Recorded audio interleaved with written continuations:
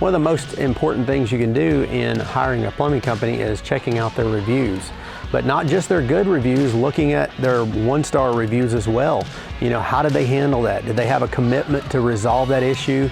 Did they respond back and argue with the customer and say they're right? You know, hey, we all are gonna have a bad review from time to time, but what separates the good companies from the bad ones is that commitment to resolve the issue and make it right. So after you've checked their reviews and you've called that plumbing company, the first most critical question you need to ask, not what their service call fee is, not how much the price is going to be, is who are you sending me?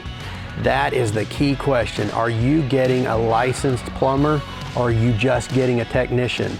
The difference here, you know, if we were to move over to a example of a doctor, you know, you wouldn't want a doctor who has just studied his trade for just a few months and jumped into an operating room and start operating on you.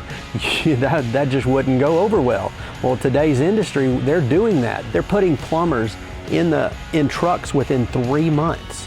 You know, they're not spending thousands of hours studying their trade, passing an exam, and getting their license. They're too focused on teaching them some sales techniques and educating them a little bit about, you know, how to see what a problem looks like, but there's nowhere any amount of time is given in truly learning the trade and being able to truly repair and help the customer. It's more focused on getting them in the field.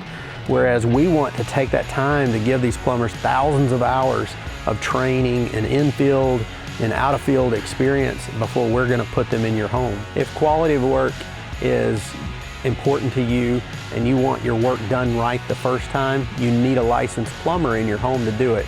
So reach out to us, 865-224-8010, or catch us on the web at theplumbingauthority.com.